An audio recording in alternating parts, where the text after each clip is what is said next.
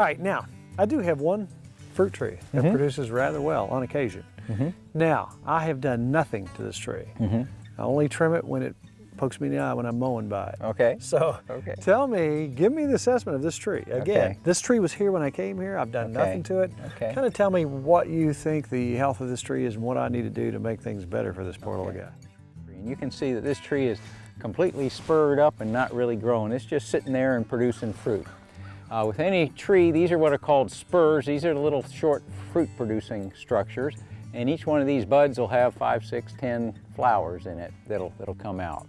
This is the best time of the year to prune. Keep in mind that where you make a pruning cut, you tend to deharden that tree. A lot of people get excited about pruning in the fall. The tree's dropped its leaves. Well, it's got to develop its winter hardiness for the winter, and you really compromise that when you prune fruit trees in the fall.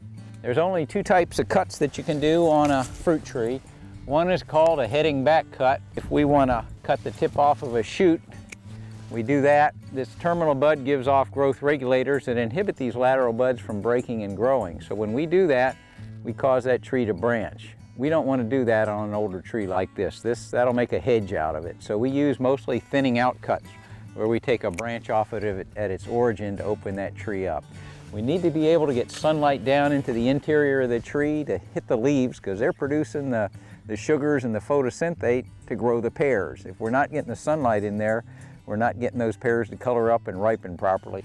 So to prune, you need a pair of hand pruners. There's several different types of these. If you've got a lot of pruning to do, make sure you get a little more expensive pair that's got good steel in it. Loppers, this will cut a little larger branch. This is nice for getting into the tree and taking some of those larger branches out to open it up. When you're taking a larger branch out, you want to make sure you don't leave stubs. That's going to either send up water sprouts, or it's going to die back to here and rot into your tree. So we want to cut those off pretty close, and then the tree can grow over that wound. This is a pruning saw. This is very different from the saw that you have in your shop. It's got a wider set on the teeth, so it'll cut green wood, and it cuts when you pull. One of the advantages of these pruning saws is they can get into fairly tight spots to take branches out. These are branches with very narrow branch angles that we need to get out of the tree to open it up some. We don't want to prune them too heavily, because that makes them more prone to fire blight, a bacterial disease. That real vigorous growth is more prone to blight. That's a tough one for pears. That's the reason we don't grow a lot of pears in Kentucky, and we grow the blight resistant ones. And what we do is just try to thin this out a little bit and open it up. It's really thick in here, so open it up by making some cuts like that. What you got to remember is everybody that prunes a tree is going to do it a little bit different, but you got to keep those basic concepts in mind. Trees get older, the fruit pulls the limbs down. This will bring it up. These are vertical ones that are going straight up. We're just thinning the branches out. You can see we're really thick right down here. Now here we've got 2 branches over top of each other. We're going to take the lower one off, because the lower one will be shaded. But you'll notice in here, this is something a lot of people get concerned about. There's some lichens growing on the tree right here. And particularly in shady areas, we see these showing up on apple and pear trees. They're nothing to worry about. And vertical wood that goes straight up needs to be taken out. Keeps the sunlight from getting into the interior of the tree. You know, pruning is sort of sculpturing in time. You try to prune that tree to grow in the direction that you'd like. I've tried to leave branches with a little upward turn on them. We've taken anything off that's hanging down too low to the ground. Let me climb up top there and take a few more out, but you can see we're getting the inside of this tree opened up quite a bit.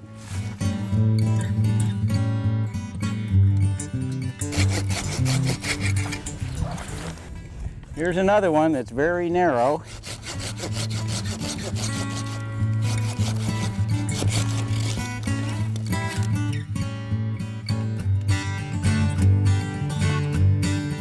Here's one that's got some fire blight in it, so I'm gonna get this one out of here. This is probably getting up into the area where it's getting a little harder for you to pick the pears. I've chopped a lot out of this tree for a pear tree this year, but next year I'd probably come in and cut the top out about right here to start bringing the height down on your tree to get your pears down a little closer to the ground. And this one's still a little bit thick, but it's a lot better than it was. You can see we've opened it up quite a bit. This is what we do with older trees that haven't been pruned in a while. You take some out, next year you come out and take some more out. The root system on this tree is just as big as the top of the tree. And last fall, it stored a lot of carbohydrates in the roots as starch. It's gonna pump those up to the top of the tree to grow in the spring. When it first comes out, it's not photosynthesizing, it's growing on its reserves. And we've reduced the number of buds that it can force those carbohydrates into, so it's gonna make this tree grow a lot more.